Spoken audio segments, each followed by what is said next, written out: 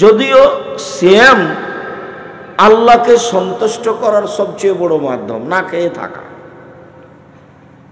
ওতে যে তেমন কিছু ডাকা বা কিছু তা নয়, না খেয়ে থাকা।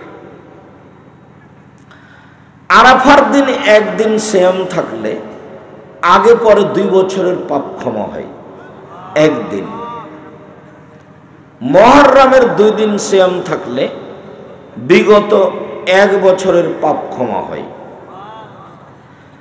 সারা বছর সিয়াম পালনের 2টা পথ আছে। এক, শাওয়াল মাসে 6 দিন সিয়াম থাকলে সারা বছর সিয়াম পালন করে জানে কি হয় তাই হবে। 2, প্রতি মাসে 13, 14, 15, 3 দিন সিয়াম থাকলে সারা বছর সিয়াম পালন করে জানে কি হয় তাই হবে। সব মিলে শাওয়ালের সিয়ামের দাম বেশি হয়ে গেল। কেন? প্রতি মাসে 3টে, তাহলে 12 মাসে 3 12 36টা। 36টে সিয়াম থাকলে তো রমজান বাদ, তাহলে 3 কমে গেল, 33 থাকলো। 33টে সিয়াম পালন করলে হবে 6টার সমান। কোন 6টায়? শাওয়ালের 6টায়। বলছিলাম যে সারা বছর সিয়াম পালনের 2টা পথ। একটা, শাওয়ালের 6 দিন থাকেন, বাস সারা বছর আপনি সিয়াম থাকবেন, তার সমান নেকি হয়ে গেছে। আর একটা পথ, প্রতি মাসে 3টা, 13, 14, 15 চন্দ্রময় রাতগুলি। যদি মহিলাদের ঋতুর কারণে, হাইজের কারণে আগে পিছে হয়ে যায়, 16, 17, 18, 20 হয়ে যায়, কোনো সমস্যা নেই। মুসলিম গ্রন্থে একটা হাদিস আছে আয়েশা রাদিয়াল্লাহু তাআলা আনহা থেকে, মাসে 3টে হলেই হলো, তবে 13, 14, 15 চেষ্টা করবে। এইবার চলেন আরো 2 ধরনের সিয়াম। একটা হলো বৃহস্পতিবার আর সোমবার। এই 2 দিনে মানুষের পাপ নেকি আল্লাহর কাছে পেশ করা হয়, সাপ্তাহিক রিপোর্ট। তো আমাদের নবী বলছেন, আমার যখন পাপ নেকি আল্লাহর কাছে পেশ করা হবে, তখন আল্লাহ দেখুক যে আমি সিয়াম আছি। আমার রিপোর্টের সময় আমি সিয়াম অবস্থাটা দেখাতে চাই, এটা আমি খুব ভালোবাসি। এই জন্য আমি বৃহস্পতিবার এবং সোমবার সিয়াম পালন করি। মর্মে উপস্থিত বৈঠকের দিনে মুসলিম ভাই বোন যারা উপস্থিত আছেন, সবারই ভালোবাসা হওয়া উচিত যে আমার রিপোর্টের সময় আল্লাহ দেখুক যে আমি কি আছি, সিয়াম আছি। আজ থেকে মনে মনে নিয়ত করতে হবে, বৃহস্পতিবার সোমবার সিয়াম থাকবো ইনশাআল্লাহ। চেষ্টা করেন, খেয়েই তো জীবনটাই গেল, খেয়েই তো সব কিছু গেল, তো খেতে তো কম হতো, খালি বেশি খাওয়া হচ্ছে। সিয়াম পালন করতে শিখেন, আল্লাহ খুশি হবেন, পেটটা ঠিক থাকবে, ভুঁড়ি কম হবে। বৃহস্পতিবার সোমবার সারা বছরের পাপ নেকি রিপোর্ট পেশ করা হয় শাবান মাসে। তো আমাদের নবীর জানা ছিল না সেই দিন কোন দিন, যার কারণে তিনি বেশি বেশি শাবান মাসে সিয়াম পালন করতেন। ওসামা ইবনে যায়েদ বলছেন, আচ্ছা আল্লাহর নবী, আরাকা তাসুমু ফি শাহরিন মিনাশ শুহুরি মা তাসুমু শাবানা। আচ্ছা আল্লাহর নবী, শাবান মাসে আপনাকে যত সিয়াম পালন করতে দেখি, অন্য মাসে তো দেখি না, এটার কারণ কি? আপনি শাবান মাসে এত সিয়াম পালন করেন কেন? উত্তর শোনো, শাবান বাইনা রমাদান ও এই গত মাসটা কি গেল, রজব। শাবান বাইনা রজব ও রমাজান, শাবান মাসটা রজব এবং রমাজানের মাঝে এমন একটা মাস একফলুন্নাসান মানুষ তাতে বেখিয়াল থাকে, হিসাব করে না। অথচ তুরফা আমাল ইবনে আদম ইলা রাব্বিল আলামিন, এই মাসে আদমের ছেলে মেয়ের বাৎসরিক রিপোর্ট পেশ করা হয়। অনা উহিব্বু আইরফা আমালি ওয়ানা সায়েম, আমি মুহাম্মদ সাল্লাল্লাহু আলাইহি সাল্লাম ভালোবাসি যে আমার রিপোর্ট পেশ করা হোক আল্লাহর কাছে, তখন আমি সিয়াম থাকি। তো আমাদের নবীর জানা ছিল না সেই দিন কোন দিন, যার কারণে উনি রিপোর্টের দিন ধরার জন্য একটানা 15 দিন সিয়াম পালন করতে বলেছেন। আয়েশা রাদিয়াল্লাহু তাআলা আনহা বলেন, আল্লাহর নবী প্রায় পুরো শাবান সিয়াম থাকতেন। উম্মু সালমা রাদিয়াল্লাহু তাআলা আনহা বলেন, আমি পরস্পর 2 মাস সিয়াম পালন করতে দেখিনি আল্লাহর নবীকে, তবে শাবান ও রমজান শেষের দিকে 2-1টা বাদ দিতেন, তাছাড়া তিনি পুরো শাবান সিয়াম পালন করতেন রিপোর্ট ধরার আশায়। কিভাবে ভারত, বাংলাদেশ, পাকিস্তানের আলেম ওলামা জেনে নিলেন সেই দিন নাকি 15ই শাবান। তাই তারা কলকারখানা, অফিস, আদালত, কোর্ট কাচারি, শিক্ষা প্রতিষ্ঠান সবকিছু বন্ধ করে রাতে গোসল করে আতর গোলাপ মেখে দিনে সিয়াম থাকে।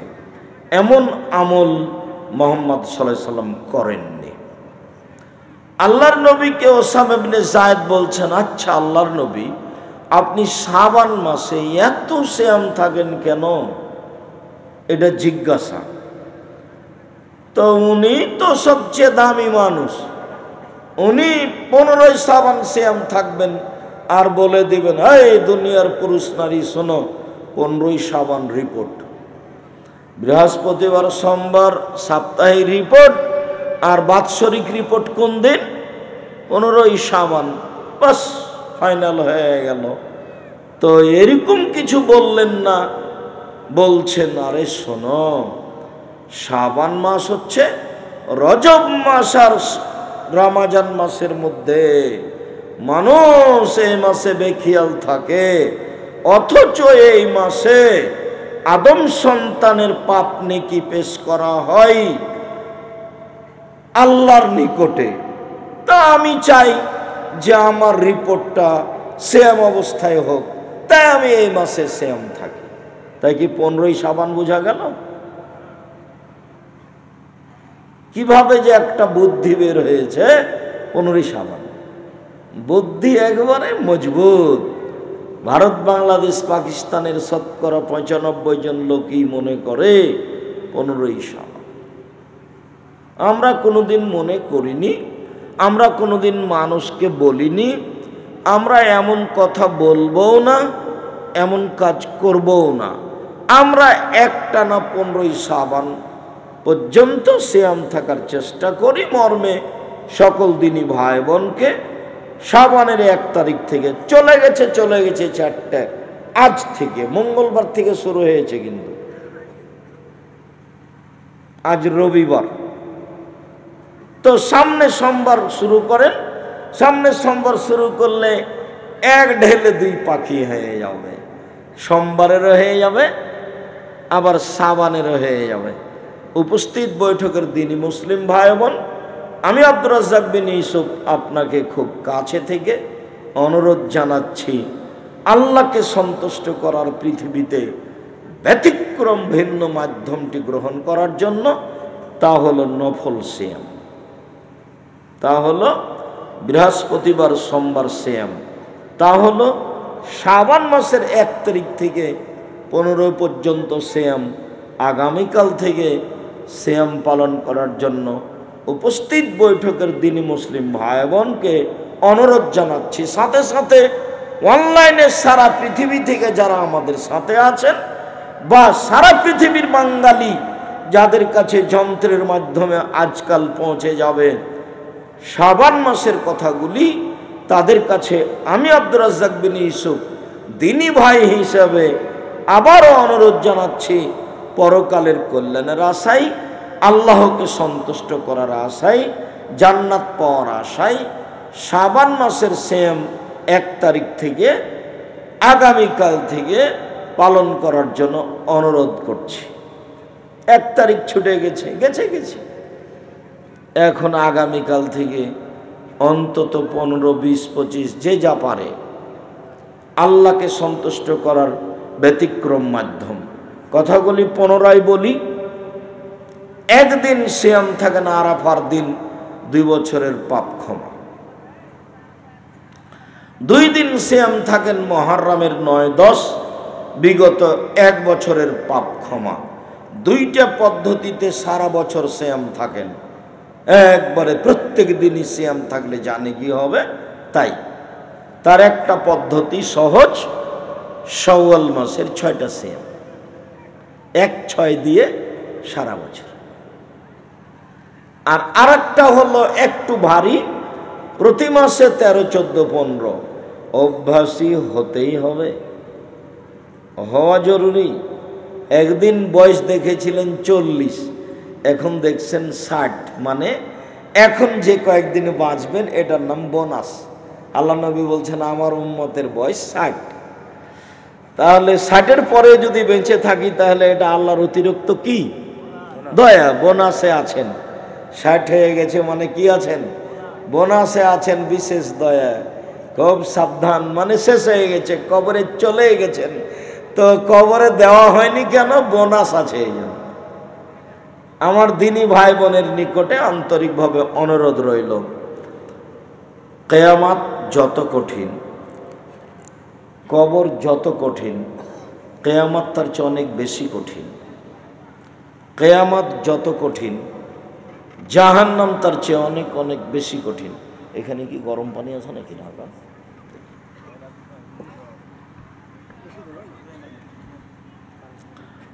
কবর যত কঠিন, কিয়ামত তার চেয়ে অনেক অনেক অনেক বেশি কঠিন। কিয়ামত যত কঠিন, জাহান্নাম তার চেয়ে অনেক অনেক অনেক বেশি কঠিন। কি দিয়ে বুঝায় আপনাকে আমি জাহান্নাম কত কঠিন? আল্লাহর নবী জীবনে কোনোদিন সালাত আদায় করেছেন, সালাম ফিরেছেন, জাহান্নাম থেকে বাঁচতে চাননি, এরকম কোনোদিন সালাম ফিরেননি। সালাম ফেরার পূর্বে তিনি জাহান্নাম থেকে বাঁচতে চেয়েছেন।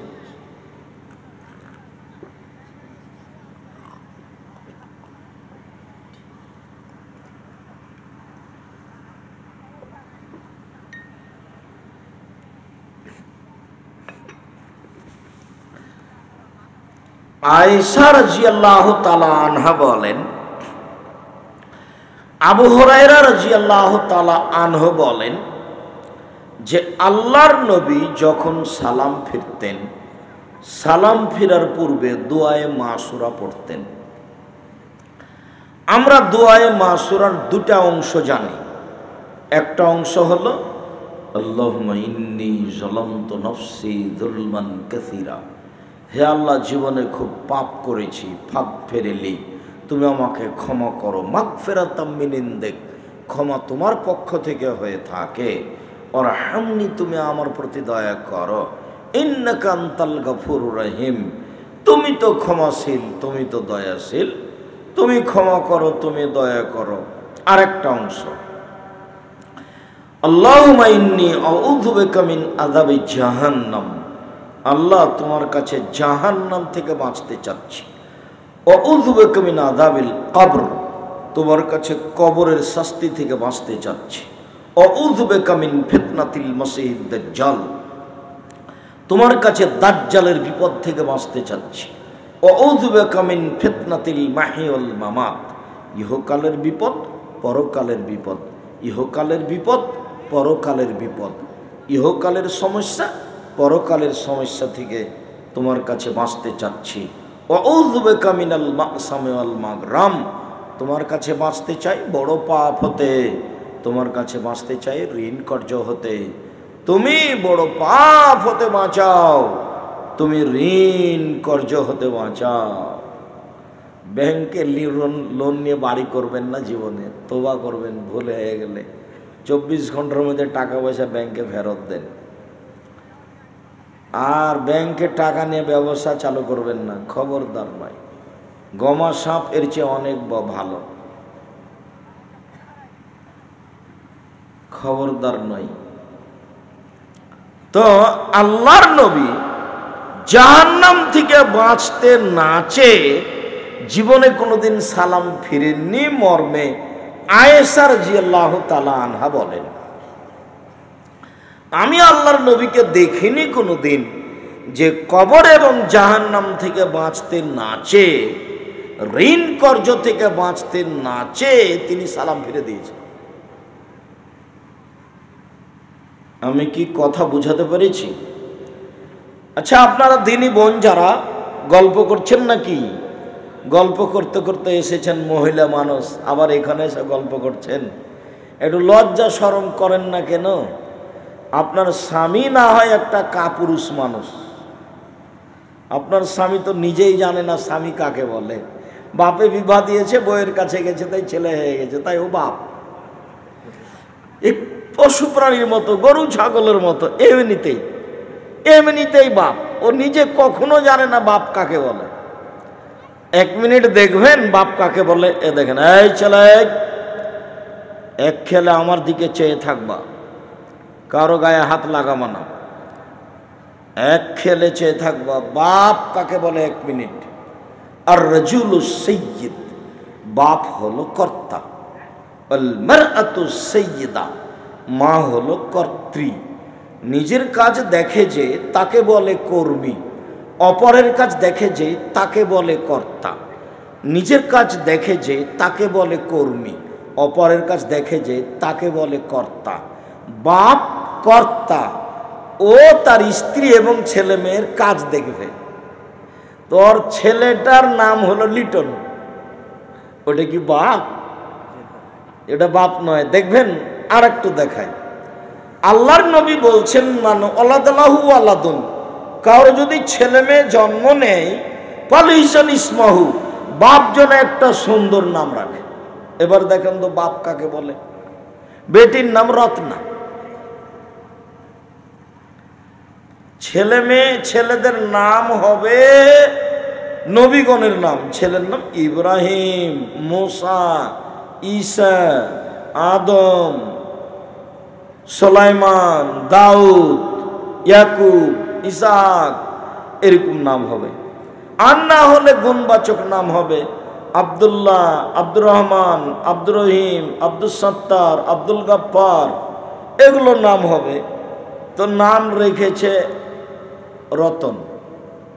ও বাপ, আমি বলেছি ওর বাপ ওর বিবাহ দিয়েছে, বউয়ের কাছে গেছে, ছেলে হয়ে গেছে, সেই জন্য ও বাপ। বল হিসাব ও বাপ নয়। ওকে যদি আমি নগারে মাটিতে বাপ নয় এটা প্রমাণ করতে না পারি, তো আমি বক্তব্য দেব না। এমনি পশু প্রাণীর মতো বুঝে না ওরা, অন্তর আছে বুঝে না, দেখেও দেখে না ওরা, চক্ষু আছে দেখে না, শোনেও শোনে না ওরা, কান আছে শোনে না। উলাইকা কাল আনাম, তারা পশু প্রাণীর মতো, তারা গরু ছাগলের মতো, তারা কুকুর শ্রীগলের মতো, বালহুম আজাল, বরং তার চেয়ে খারাপ।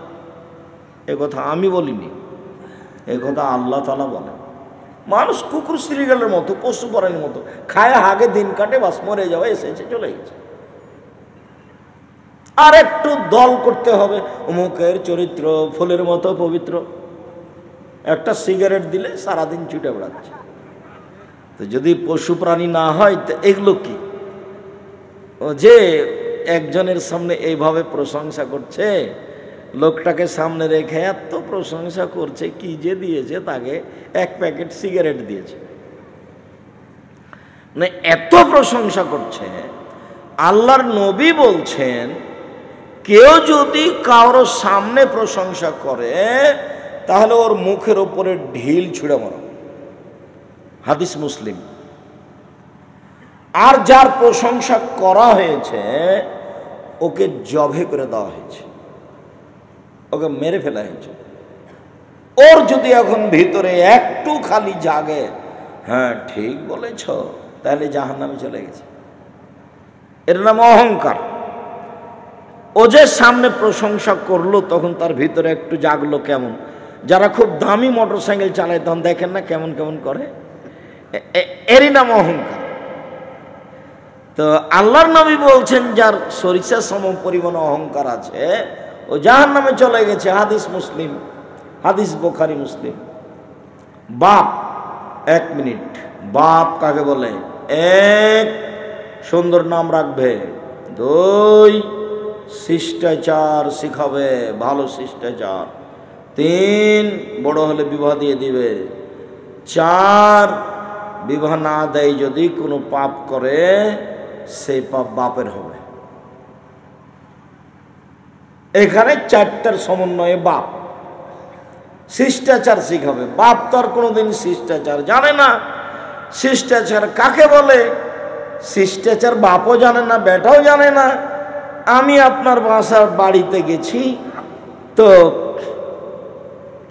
আপনি আমার বাড়িতে এসেছেন, তো আমি 1 গ্লাস পানি দিয়েছি আপনাকে, ভিতর থেকে নিয়ে এসে, বা 1 গ্লাস পানি খান। তখন আপনি আমাকে বলছেন ধন্যবাদ। এটা কি বললেন আপনি? আপনি বললেন থ্যাংক ইউ। এটা কি? এতে কি হবে? এতে জিরোর একটু দাম আছে। জিরো যদি বাম দিকে দেন তাহলে কিছু নয়, কিন্তু জিরোটা যদি ডান দিকে দেন তাহলে কাজ হয়ে গেছে। জিরোর তো দাম আছে, থ্যাংক ইউ আর ধন্যবাদ এর জিরোর সমানও দাম নাই। আর যদি আমি 1 গ্লাস পানি দিলাম, আপনি বলেন জাযাকাল্লাহ খায়র, আল্লাহ তোমাকে উত্তম প্রতিদান দান করুক। আমি যে এই কথাটা বলে দিলাম, এখন আল্লাহ আপনার পক্ষে কাজ করবে। আমি মানুষ, আমি আর কি করব?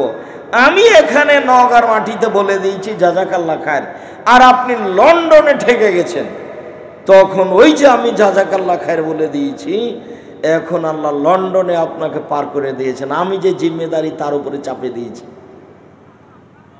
1 গ্লাস আপনি পানি দিয়েছিলেন, তখন আমি বলে দিয়েছি আল্লাহকে যে 1 গ্লাস পানি দিয়েছে, ওর প্রতিদান দাও, দাও প্রতিদান। তখন আল্লাহ বলছে প্রতিদান দিব না। একটা কুকুরের পাশ দিয়ে যাচ্ছিল, সেই কুকুরটা ইদারার পাশে ছিল। ইয়ালাহাস পিপাসাইল হাঁপাচ্ছিল, কাদাই একতলাহল আতাস, মনে হচ্ছে পিপাসা তাকে মেরে ফেলবে। ফানাজাত খুফাহা, মহিলা তার পায়ের মোজা খুললো, চামড়ার মোজা ছিল। ফামসাকাতু বিখিমারিহা, নিজের মোজাকে নিজের ওড়না দিয়ে বাঁধলো, বেঁধে ইদারায় নামিয়ে পানি উঠিয়ে কুকুরকে পান করালো। তখন আল্লাহ বলছেন দেখো, তুমি তো খারাপ মহিলা, এরপরেও তুমি একটা প্রাণীর প্রতি দয়া করেছো। আরে আমার নাম শুকুর, একটু তোমার শুকরিয়া আদায় করলামই না হয়, যাও তোমাকে মাফ করে দিলাম। আর আমি এরকম একটা মানুষ আব্দুর রাজ্জাক বিন ইউসুফ, ভালো হওয়ার চেষ্টা করি, আর বললাম জাযাকাল্লাহ খায়র, তারপরেও হবে না। লন্ডনে বিপদে পড়লে আপনি পার হয়ে যাবেন। আর যদি বলি থ্যাংক ইউ, কিছুই না, জিরো নয়। যদি বলে ধন্যবাদ, জিরো নয়। এটা হলো শিষ্টাচার। বাপ বেটাকে শিষ্টাচার শিখাবে, শিষ্টাচার শিখাবে। কি শিষ্টাচার শিখাবে? মোবাইলে রিং হচ্ছে, তখন বেটা অন করে বলছে যে হ্যালো হ্যালো বলে কুকুরকে ডাকে, তো কি শিষ্টাচার শিখলো? অন করে দে বলবো আসসালামু আলাইকুম, জি কি বলছিলেন? আর যদি হিন্দু হয় নাম্বারই বোঝা যায়, ধন্যবাদ, কি বলছিলেন? জি জনাব, কিছু বলছিলেন? জি শুকরিয়া, জাযাকুমুল্লাহ খায়র। বাপ দেখাচ্ছে 1 মিনিট। বাপ কাকে বলে? বাপ হচ্ছে বাড়ির কর্তা, নিজে সালাত আদায় করে এসেছে, এখনো কর্মী। আহমদ সালাত আদায় করেছ? জি না। আগে সালাত আদায় করো, পিঠের চামড়া তুলে দেবো। মৌরাউলাদাকুম বিসসালাতুম ওয়াসাওয়াসিরিনা, বাপ ছেলে মেয়েকে সালাত আদায় করতে বলবে 7 বছর বয়সে, পিটিয়ে সালাত আদায় করাবে 10 বছর বয়সে। 15 বছর হয়ে গেছে, ছেলে নামাজ পড়ে না, তখনও বাপ। এ কথা মিথ্যে, ওর বাপ নেই। 15 বছর বয়সে যার ছেলে মেয়ে নামাজ পড়ে না, ওটা বাপ নয়, ওটা চাচা, ওটা ওর সৎ বাপ।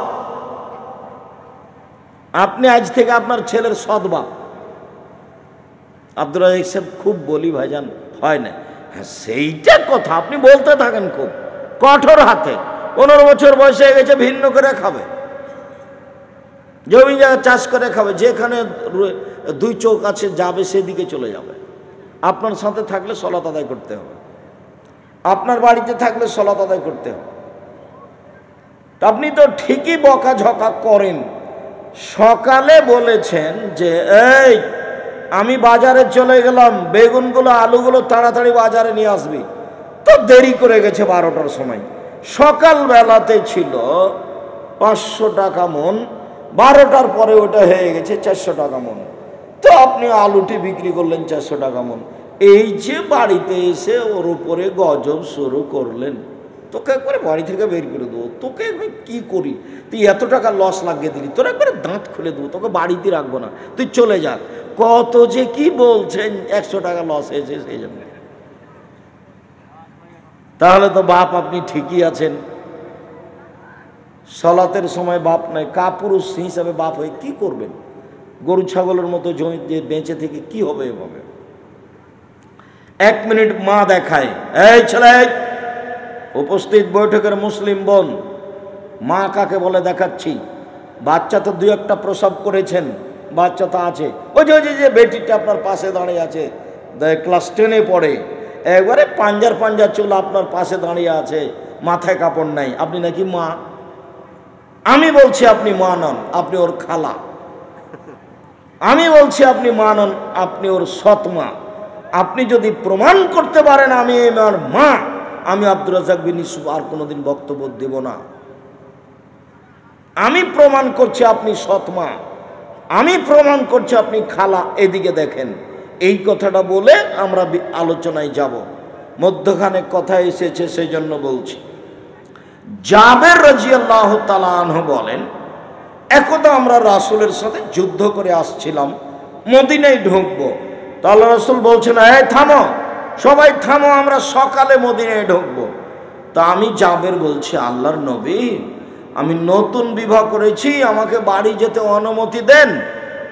তো আল্লাহ রাসূল বলছেন, ও তুমি নতুন বিবাহ করেছ, বিকরা নাম সাইয়্যিব, কুমারী মেয়ে বিবাহ করেছ না তালাক প্রাপ্তা মেয়ে বিবাহ করেছ? তখন জাবের বলছেন, সাইয়্যিবা, তালাক প্রাপ্তা মেয়ে বিবাহ করেছি। ওর আগে বিবাহ হয়েছিল, ওর স্বামী তাকে তালাক দিয়ে দিয়েছে, আমি তাকে বিবাহ করেছি। আল্লাহ রাসূল বলেন, হাল্লা বিক্রান্তলায় বাহ তোলায় বকা, কুমারী মেয়ে কেন বিবাহ করলে? তুমি তার সাথে খেলতো, তোমার সাথে খেলতো। অবিবাহিতা মেয়ে কেন বিবাহ করলে না? তুমি তার সাথে খেলতো, তোমার সাথে খেলতো। কুমারী মেয়ে বিবাহ তুমি কেন করলে না? তুমি তার সাথে খেলতো, তোমার সাথে খেলতো। আল্লাহর নবী, আমি কুমারী মেয়ে বিবাহ করিনি 4টা কারণে, আপনি শুনুন। এই 4টাই আপনার স্ত্রীর মধ্যে থাকতে হবে। উপস্থিত বৈঠকের মুসলিম বোন, কথা বলছেন না কি? আপনার লজ্জা হয় না কেন? আপনাকে তো আমি কথা বলতে নিষেধ করলাম। আর একজন মহিলা যদি আপনার গায়ের উপরে দিয়ে চলে যায়, কথা বলবেন না। আমি খুব কষ্ট করে ঢাকা থেকে এসেছি, আর আমি আপনার জন্যই এসেছি। আর একটা প্রোগ্রামের জন্য কত কষ্ট করতে হয় তা আপনি হিসাব করে দেখলেন। 4 বছর থেকে ঘুরছে, 4 বছর থেকে। তারপর আপনি সাদ করে এসেছেন, গল্প করছেন কেন, কথা বলছেন কেন? ঢং ঢং করে এসেছে, আপনার স্ত্রীরা ঢং ঢং করে চলে গেছে। আপনি কাপুরুষ, সেই জন্য এসেছে আর গেছে। আপনি একজন ঘৃণিত পুরুষ, আপনাকে আমি ঘৃণা করি, আপনাকে আমি পছন্দ করি না। স্বামী হতে হবে একবারে এরকম চোখ যেভাবে ঘুরে বউ সেভাবে চলে, তার নাম স্বামী। চোখ যেভাবে ঘুরে বউ সেভাবে চলে, তার নাম স্বামী। আল্লাহ রাসূল বলছেন, এই স্বামী হলে 5টা জিনিস লাগে। 1, যে মানের খাচ্ছ বউকে সে মানের খাওয়াবা।